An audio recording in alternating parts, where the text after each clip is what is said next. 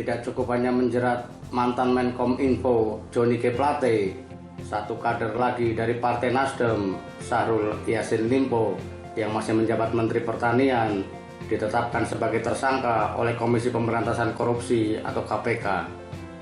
Kini, menteri-menteri dari Partai Kebangkitan Bangsa atau PKB siaga satu, karena kemungkinan juga akan segera dibidik.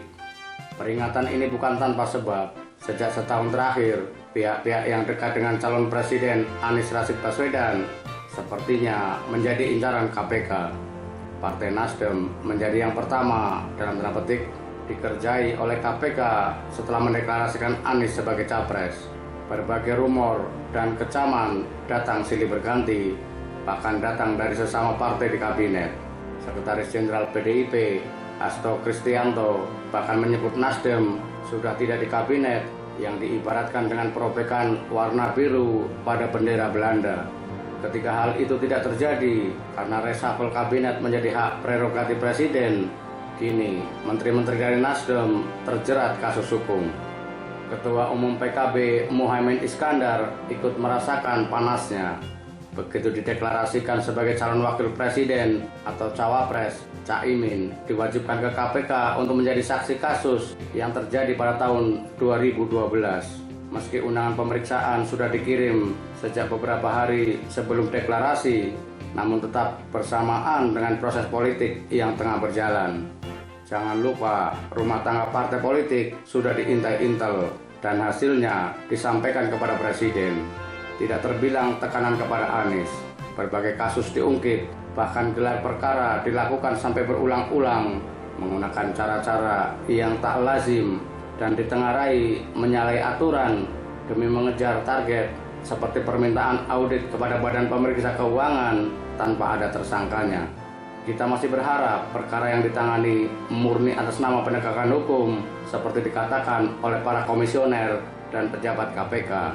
Tetapi jika melihat rentetan peristiwa yang terjadi setahun terakhir, khususnya kepada orang-orang atau partai yang sedang dekat dengan Anies, sulit untuk percaya penegakan hukum yang dilakukan KPK terbebas dari intervensi politik. Ada 3 alasannya. Pertama, hampir semua pimpinan KPK, termasuk Ketua KPK Firly Bahuri, pernah tersandung kasus.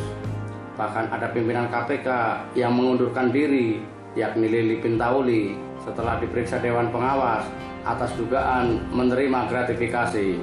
Terbaru, Komisioner KPK Johannes Tanak bahkan sempat berhubungan langsung dengan pihak di Kementerian ESDM yang tengah disidik KPK. Dengan alasan pesan pendek yang dikirim kepada pihak berperkara sudah dihapus, Dewan Pengawas KPK membebaskan dari tuduhan pelanggaran etika.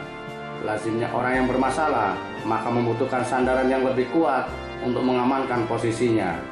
Jika melihat kondisi saat ini, mungkin saja kekuatan itu ada di lingkar kekuasaan. Tentu saja tidak gratis. Kedua, KPK justru gagal menangkap buronan yang sudah bertahun-tahun menghilang. Banyak yang meragukan KPK tidak dapat melacak keberadaan Harun Masiku, kader PDIP yang disangka memberi suap kepada komisioner KPU untuk memuluskan jalan menduduki kursi DPR. Belum ditangkapnya Harun Masiku justru semakin mengesankan kuatnya intervensi karena kasusnya diduga terhubung ke petinggi partai penguasa. Ketiga, kesan adanya target tergambar dari gencarnya KPK mengungkit kasus-kasus yang bahkan sudah berlalu puluhan tahun. Kita sepakat tidak ada kasus korupsi yang kedaluarsa. Tetapi apakah kementerian di luar yang dipegang kader Nasdem dan mungkin nanti PKB tidak ada yang bermasalah? Dari fakta-fakta tersebut, sulit untuk percaya KPK masih independen dan profesional. Terlebih komisioner KPK baru saja mendapat, dalam tanda petik, hadiah dari Mahkamah Konstitusi berupa penambahan masa jabatan selama 1 tahun. Akhirnya, tidak ada lagi yang dapat kita harapkan dari KPK. Ketika tangan-tangan hukum terus digunakan untuk tujuan politik, maka jangan salahkan masyarakat jika tidak percaya lagi pada lembaga penegak hukum dan memilih jalan sendiri secara paksa.